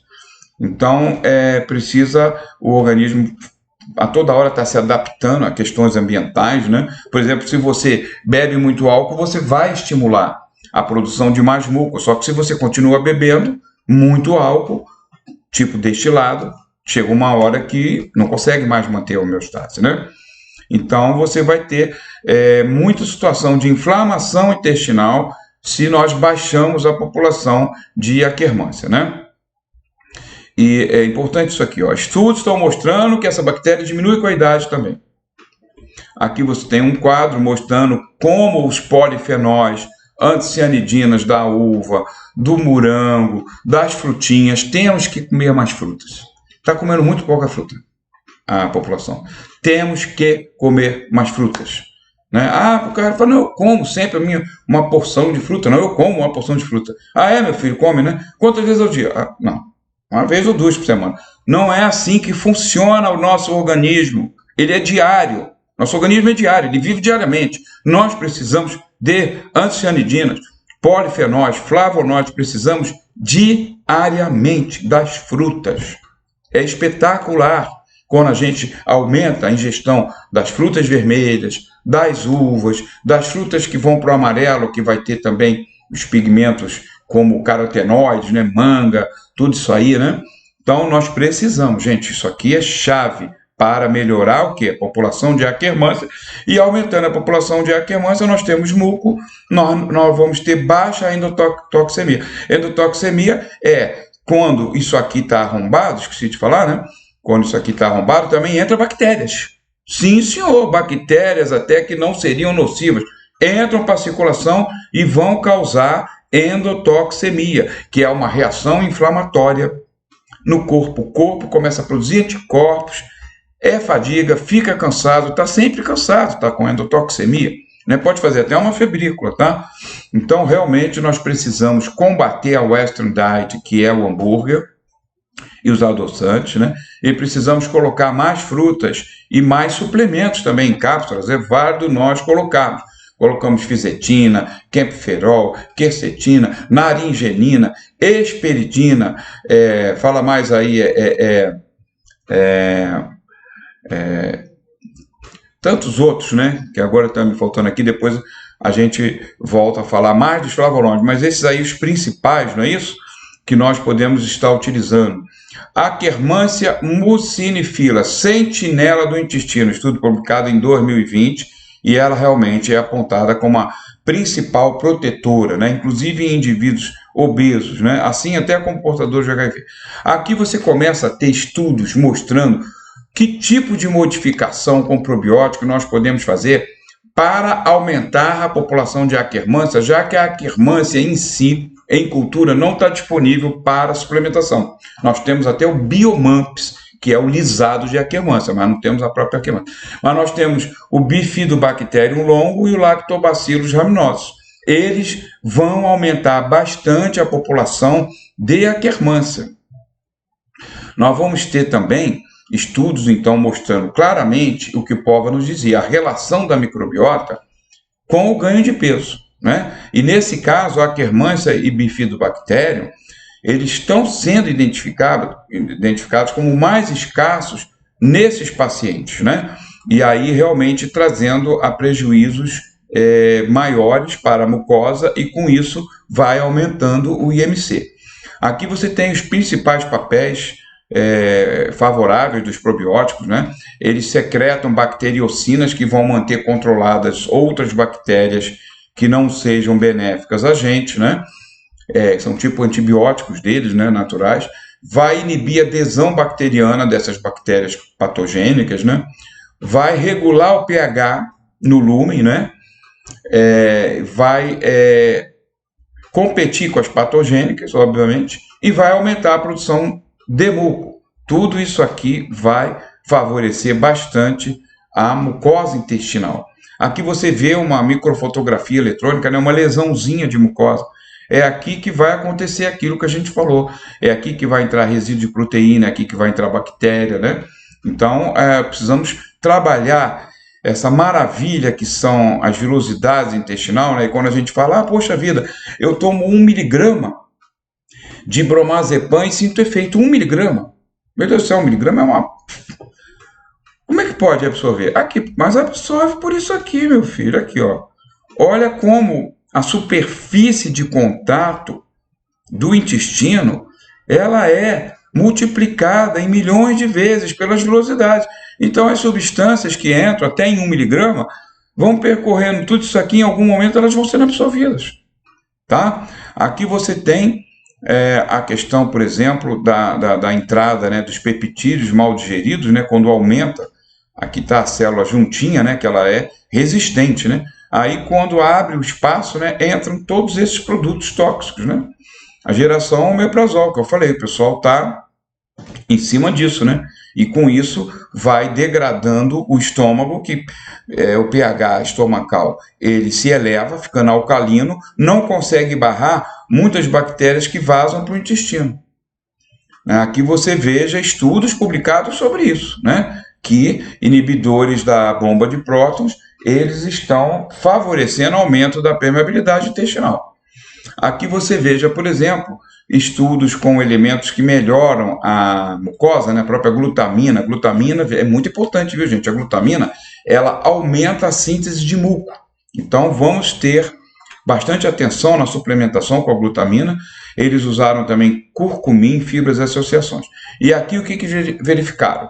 Eles verificaram que essas fórmulas podem melhorar a situação do aumento da permeabilidade intestinal causado pelos inibidores da bomba de próton, PPIs, inibidores da bomba de próton, principal conhecido, omeprazol, ok? Então, essa formulação que eles utilizaram, esses componentes aqui, ela foi muito favorável, né? Eu depois vou reproduzir para vocês essa formulação. E aqui mais um problema também somando com a idade, que já vai cair a cloridria na idade, né? A partir dos 50 anos. Então, o idoso se entupindo de omeprazol, pior ainda, porque ele vai ficar mais afetado. Aqui você veja o que a permeabilidade aumentada ela pode fazer com a pessoa, né? Primeiro vai perder a seletividade. Daí vai entrar elementos indesejáveis como metais tóxicos que seriam excretados, toxinas bacterianas como do Clostridium, LPS, que é o lipopolissacarídeo das bactérias, resíduos de bactérias. Isso vai entrar quando não seria para entrar. Vai entrar por causa disso aqui, né? Está aumentado. Vai entrar coisas que não deveriam entrar, né? Então vai entrar toxinas, xenobióticos vão entrar mais, né? Proteínas mal digeridas, que é muito comum, porque é um processo complexo a digestão de proteína. Eu vou dizer muito sobre isso no módulo gastrointestinal. Nós vamos falar da digestão, o que nós podemos fazer para melhorar, né? As proteínas são o fator mais complicado, né? Devido a várias enzimas envolvidas, né? Inclusive a acidez estomacal. Então, tudo isso aqui, indesejável para nós, vai piorar com o aumento da permeabilidade.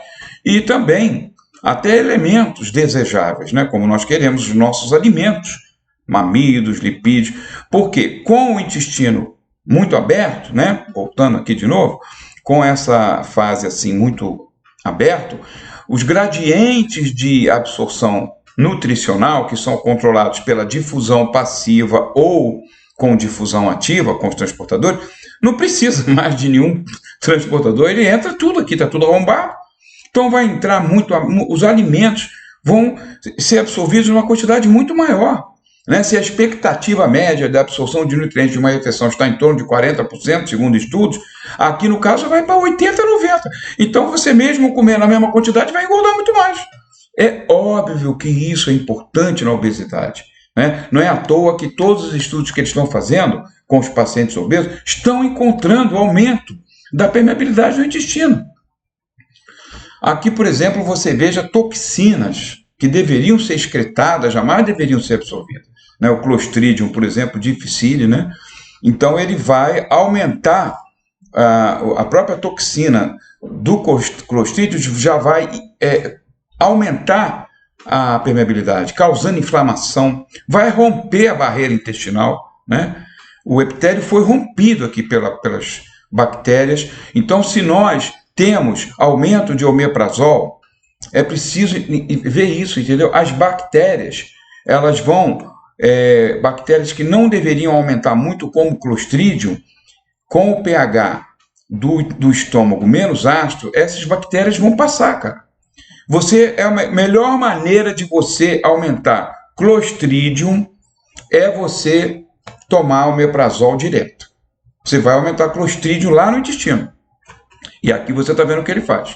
Né? Uma toxina, além de ser neurotoxina, está envolvido também com autismo, lá localmente falando vai detonar a mucosa. Clostridium prevalece após tratamentos com antibiótico. Outra coisa que o filme do autismo, eu vou mostrar o enigma do autismo. A criança tomou muito antibiótico. Os antibióticos fortes, até muito fortes, como rifampicina, rifamicina e tudo mais, clindamicina, eles não conseguem matar a Clostridium não, filho. Eles detonam todo o lactobacillus, eles detonam todo o bifidobacterium, mas eles não detonam Clostridium. Fica vivo lá. E aí ele faz a festa. Porque ele fala, opa, estava cheio de pessoas me controlando aqui. Cheio de bactérias me controlando. E agora eu estou sozinho.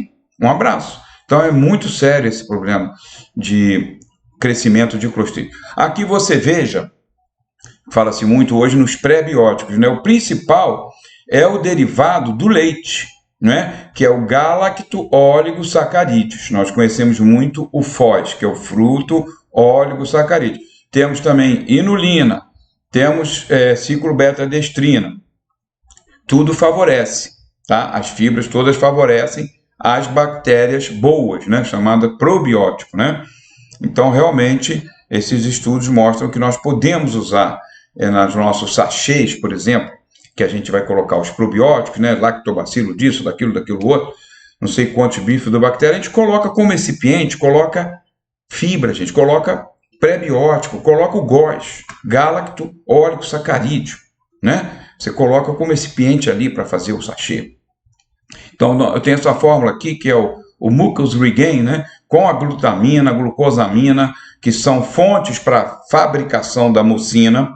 Mucina é uma mucoproteína produzida a partir disso aqui.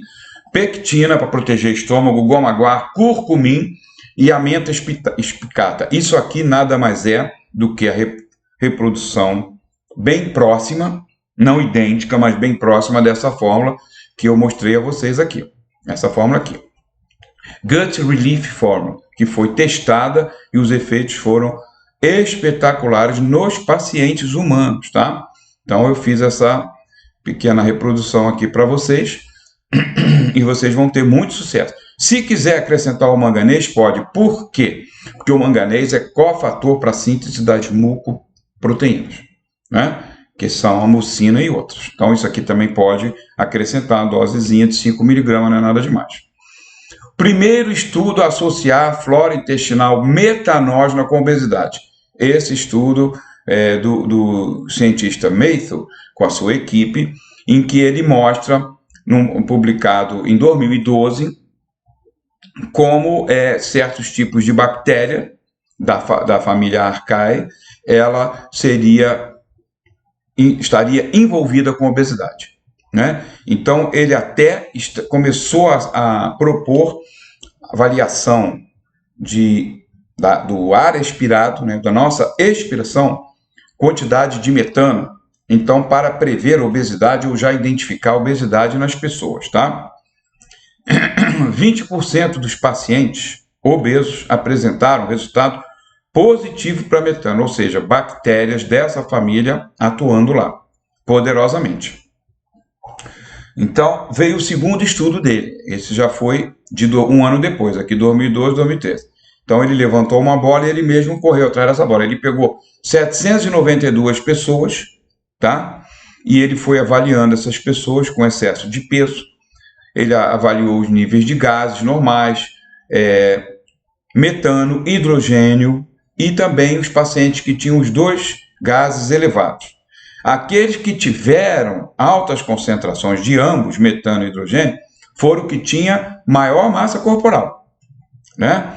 E a presença do metano, ele associou a uma bactéria, especificamente, a Methanobrevibacter smith, que foi considerada a principal responsável. E que então vai ser uma flora chamada flora Goda. Não só com ela, tá? Porque vai ter outras bactérias que vão também se associar com ela para produzir açúcar ou para captar açúcar de fibras não digeríveis e estimulando inclusive a lipogênese a partir do aumento de acetato, já que aumentou o açúcar, vai aumentar o acetato, né? Então aqui você veja, por exemplo, os pacientes que exalavam mais metano e hidrogênio, olha aqui, ó, o índice de massa corporal muito maior.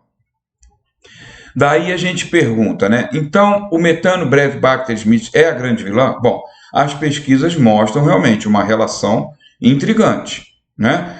Essa flora intestinal que tem sido associada à obesidade, com aumento de fatores inflamatórios, como resíduos de bactérias, que é o lipopolissacarídeo, né?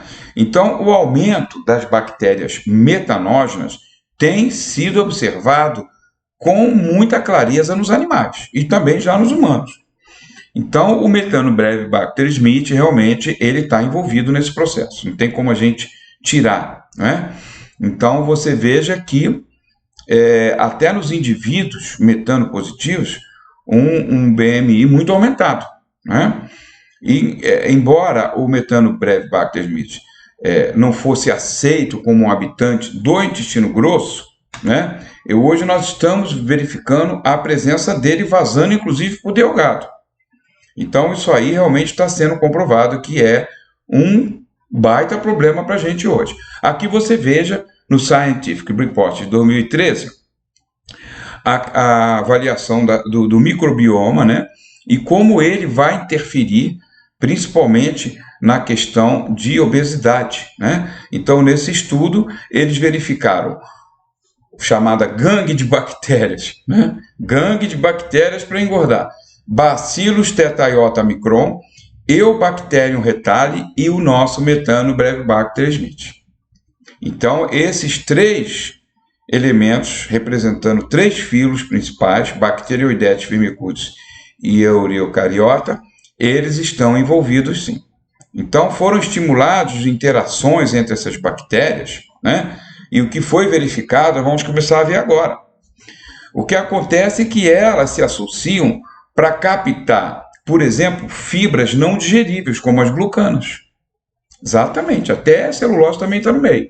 Então, essas bactérias começam a captar fibras não digeríveis, começam a digerir e liberar acetato, e propionato também. Esse acetato começa a ser, então, captado por outras bactérias, tá? E daí vai produzir açúcar, né? De açúcar vai vir depois o metabolismo para CO2, hidrogênio e metano. Então, o que os cientistas mediram foram esse e esses dois aqui. Só que esse acetato aqui, ele vai ser captado e ele vai gerar lipogênese e gliconeogênese no intestino, engordando a pessoa, tá? Aqui você vejam fibras que não seriam digeríveis por nós.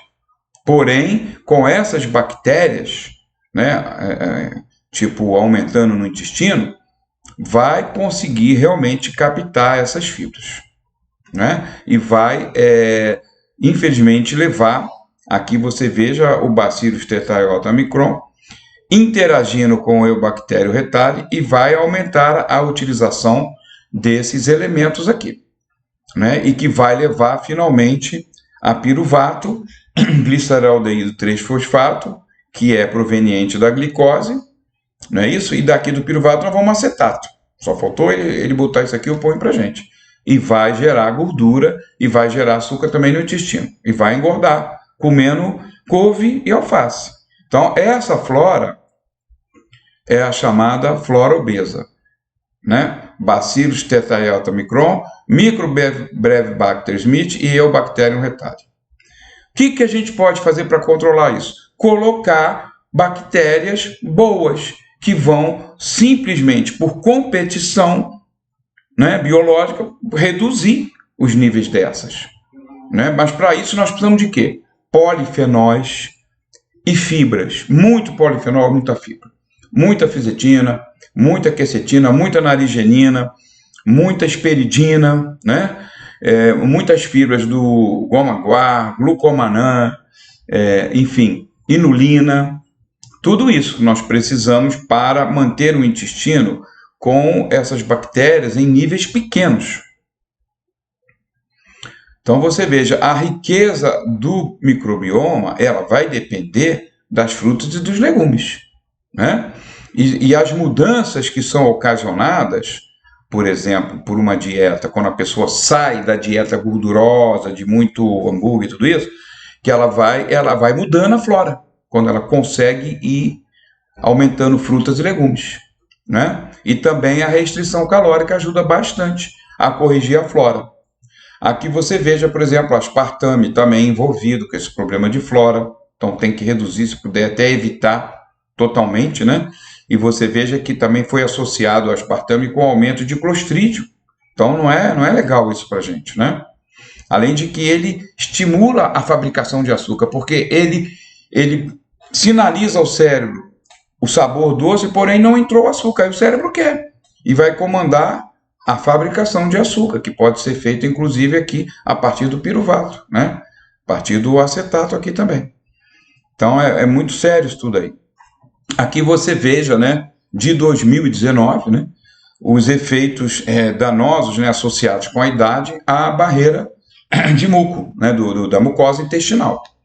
Então, realmente, isso aqui foi demonstrado como isso vai tornar, principalmente nos idosos, mais vulnerável a esse problema da permeabilidade intestinal. Nós temos que ter mais cuidado com esses pacientes idosos. Probióticos que auxiliam no controle da obesidade. Então, eu vou começar pelo Lactobacillus reuteri, porque foi o mais estudado até agora e que apresentou, principalmente em animais, né, resultados mais marcantes, né? Então, esses estudos, por exemplo, como o Poltarrides, como o Camundongos, ele deu resultados assim a olhos vistos, né? Os animais sem reuteri e os animais com reuteri. O reuteri, por exemplo, com ração normal, e esse aqui com ração normal, porém muita ração, né? E aqui com a fast food, que seria o Western Food, né? Western Diet, né? Que é a comida altamente gordurosa. Óbvio que esse aqui engordou mais que esse. Só que o interessante é que com o reuteri, ó, manteve-se magrinho. O reuteri, ele absorve gordura no intestino. Então é uma promessa terapêutica importante também. Além dele regular a flora e o reuteri ser o mais poderoso, volto a dizer, tá? O reuteri, ele é muito poderoso contra essas bactérias.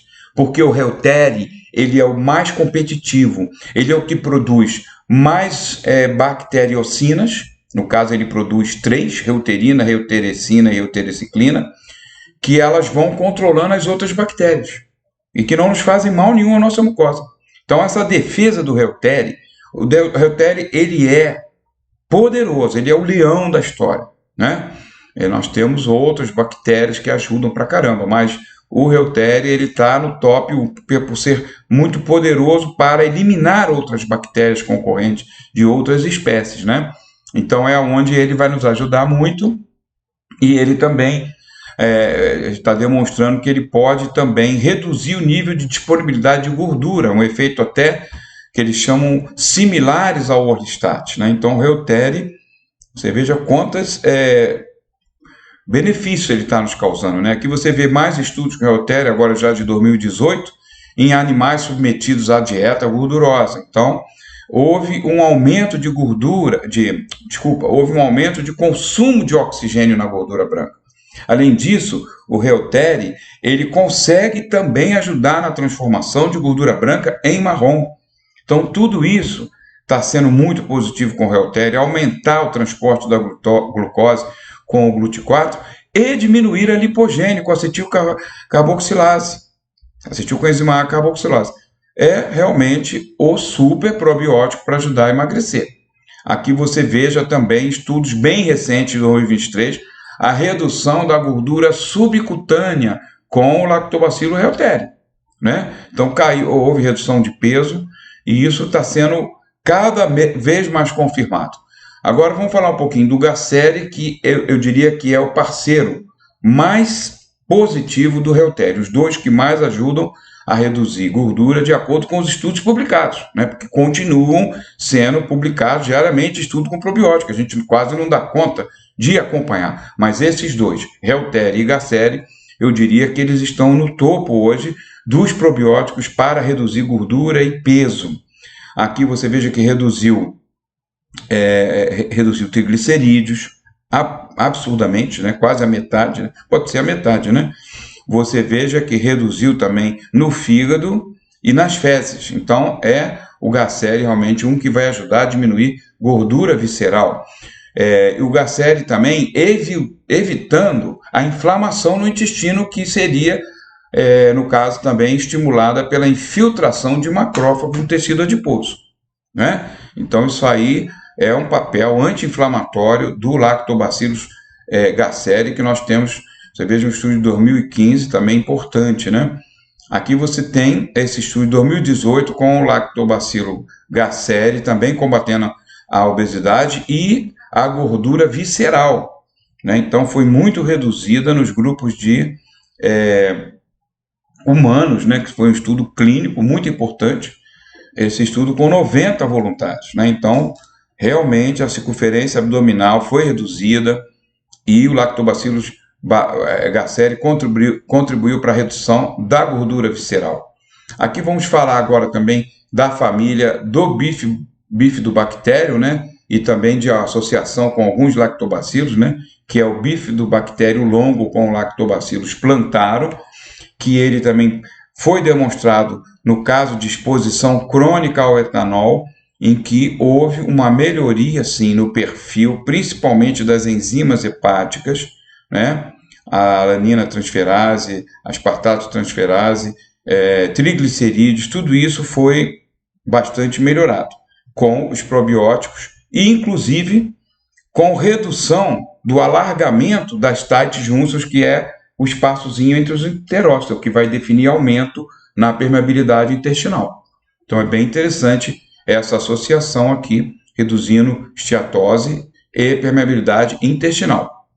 Aqui você tem de novo os dois, bifidobactério longo e Lactobacillus plantarum, um outro estudo de 2019 reproduzindo os achados anteriores. Reduziu transaminases, reduziu níveis de inflamatórios do LPS, que é resíduo de bactéria, e aumentou a MPK. Se aumentou a MPK, automaticamente vai melhorar a lipólise e reduzir a lipogênese, que vai ser importantíssimo para reduzir o peso, né? Aqui você veja a parte da permeabilidade intestinal, essas proteínas claudina e ocludina, que são muito importantes para manter os enterócitos juntinhos, né? Porque o que faz aumentar e alargar a distância dos enterócitos são proteínas especializadas.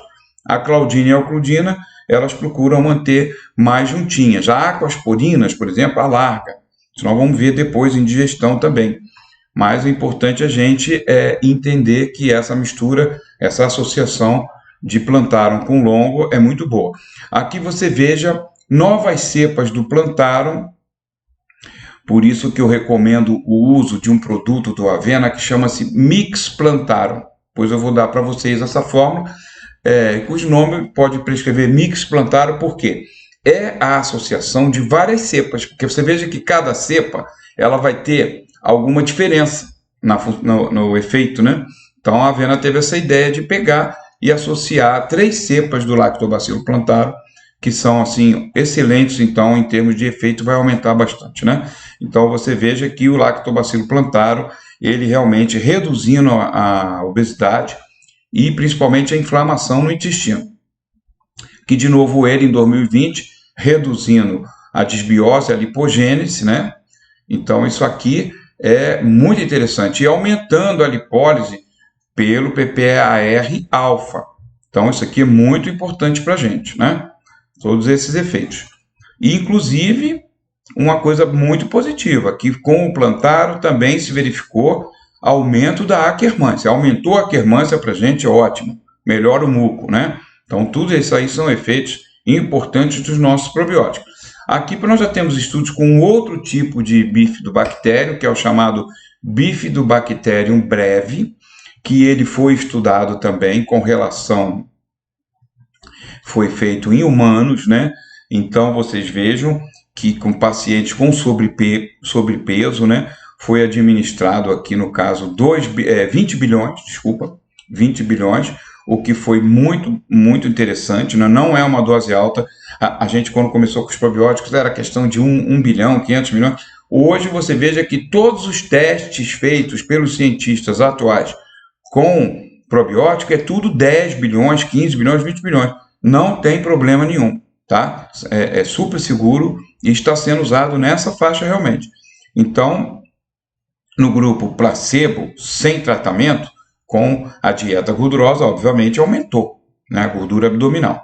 E depois, com os animais tratados, aqui foi humanos, com os voluntários tratados, realmente houve uma redução muito interessante no peso corporal e na gordura corporal, já a partir da 8ª semana, né? Então, isso tudo foi muito interessante para nós e nenhum efeito adverso foi observado com 20 bilhões, tá? Que nos dá bastante segurança. Aqui nós temos outro tipo de bifidobactério, que é uma subcepa do longo, que é o lacte. Também estudos mostrando, eu estou mostrando inclusive agora estudos todos com humanos e em vivo, né? Que mostra a sua proximidade com a realidade clínica. E o ganho de peso, ele foi muito maior no grupo não tratado, com o probiótico Bifidobacterium lactis, né? Então, é outra arma que nós podemos usar também. Então, aí esse nosso mix, que eu chamaria ProBmix contra a obesidade, o Reutere, o Gacere, o Plantarum breve, o Lacto longo, inulina e galacto-óligosacarídeos, que vai favorecer a implantação de todas essas nossas amigas bactérias boas. Pode aumentar a dose, professor? Pode aumentar. A gente sabe que hoje 1 bilhão é assim o mínimo do mínimo.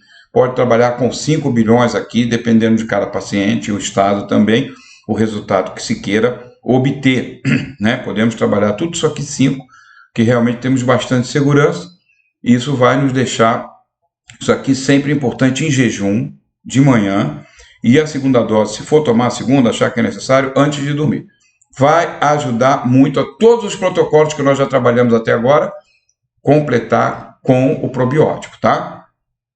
Aqui, por exemplo, é só para reforçar uma coisa que a gente tem que lutar contra, no final dessa aula, vou dizer, essa obesidade mundial, pode ter certeza, grande parte dessa conta deve ser isso aqui, ácidos graxos trans. Isso foi introduzido lá nos anos 50 para 60. Aqui eu tenho uma página do meu livro de faculdade, lá do Fundão, em 74, que era o Harper, que já dizia: os efeitos a longo prazo não são conhecidos. E nas autópsias que já estavam sendo feitas nos Estados Unidos desde 1970, eles, cientistas americanos, já estavam identificando que até 15% da gordura da pessoa já era na configuração trans, que não é uma configuração fisiológica nem natural. Então, a gordura trans, ela dificulta o metabolismo, ela não sofre facilmente a ação das lipases, tá? Ela não consegue sofrer uma beta-oxidação eficiente, porque a virada do hidrogênio, um para cima, outro para baixo, é uma questão física e tridimensional. As enzimas não conseguem se encaixar. Então, é problema muito grave isso que foi feito no mundo, né? E aí a gente vai ver os relatórios começam. Essa aqui é uma... Adoro essa mulher, Alice Lichtenstein. É uma das primeiras pioneiras lutadoras contra a gordura trans, quando a indústria ainda não aliviava de maneira nenhuma. E ela começou a falar: isso faz mal, isso faz mal, isso faz mal. Né? Então, começando a mostrar alterações, inclusive aumento da lipo-A. Nós vimos no módulo cardiovascular, lipo-A como é um terrível fator aterogênico e obstrutivo para infarto e tudo mais. Né? Então, ela foi demonstrando o problema do ácido graxo trans para a doença cardiovascular. E já em 2000, né, virada para 2000, ela dizendo seria prudente diminuir ou substituir isso tudo aí. Né? Várias pesquisas, isso aqui é nota do editor, que sou eu mesmo, várias pesquisas mostram que a gordura trans é nociva, pois se acumula no organismo. Sua conformação, né, de estrutura química, ela impede a ação direta das enzimas que degradam. Tá? Ela não foi banida. Isso aí a gente estava falando em 2000. Né? Então, veio uma história já um pouquinho posterior aqui, em 2014, né? Começou a fazer uma regulação, e aí disse que o governo brasileiro, né, abaixo de 0,2%, não precisa declarar que tem gordura trans no alimento. Aí chega o jornalista, vou mostrar a reportagem, e fala: mas se a pessoa comer 0,2% aqui, 0,2% ali, e no fim do dia? Gente, que absurdo isso! Que maneira de nos enganarem, né? Então, isso aí está presente, assim, biscoito, chocolate, sorvete. Está sendo substituído? Dizem que está. Não sei como. Colocando mais fibra, se for assim, ótimo. Né? No lugar porque a gordura trans, ela dava também a massa, né? Para fazer o biscoito, o bolo, tudo isso. Então, isso realmente é assustador. Aqui você veja, nesse estudo já de 2016... ele falando como a gordura trans é um fator de risco, né? Na obesidade, na questão da resistência à insulina, esteatose, porque acumula. Então, tem vários estudos. Esse estudo, por exemplo, eu botei porque ele é muito resolutivo, né? Com animais, né? Em 20 semanas. Você veja, quase a duração do camundongo, né? Então, depois desse período todo, o que foi verificado? Que esses animais com gordura trans, eles que apresentaram um pior perfil metabólico, né, com uma severa esteatose hepática. O pior de todos os grupos de estudo foi com a gordura trans, pior que inclusive gordura saturada. Né? Então, os resultados suportam realmente que o consumo dessa gordura trans ele vai induzir obesidade, resistência à insulina e esteatose. Então, isso é muito grave. E aqui, por exemplo, fechando o nosso aula de hoje, eu peguei essa do jornal, né, em 2014, que você veja, cortar a gordura trans pode ser mais difícil do que se imagina do nosso cardápio, porque as informações não são precisas, né? Tá 0,2%. E o pior é que é 0,2 gramas por porção. Então, um pacote de biscoito, ele pode considerar a porção 4 biscoitos. Então, cara, isso aí foi montado para nos enganar. Essa história de que até 0,2 não precisa ser declarado. Gente, vamos ter cuidado. A gordura trans, ela é realmente um produto seríssimo. Nós não temos remédios contra ela. O único remédio é não comer ela. Então, vamos reduzir ao máximo a ingestão, desses produtos suspeitos de conterem, que são biscoitos, que são bolos, pães industrializados, e vamos tentar ver se a gente consegue alguma informação nesses rótulos tão precários, mas sempre é válido buscar a informação. Gente, foi um módulo longo, desculpe aí um pouquinho, mas é um assunto apaixonante, né? Que é a gente buscar explicações para essa pandemia mundial de obesidade e o que podemos fazer para ajudar. Acho que aqui a gente conseguiu citar vários protocolos e várias maneiras que a gente pode ajudar, né? Além de diminuir a ingestão calórica em relação ao gasto, que vai ser sempre a base de tudo. Muito obrigado pela atenção de vocês e espero vocês no próximo módulo do nosso curso de extensão em saúde ortomolecular para o mês de março. Obrigado a todos.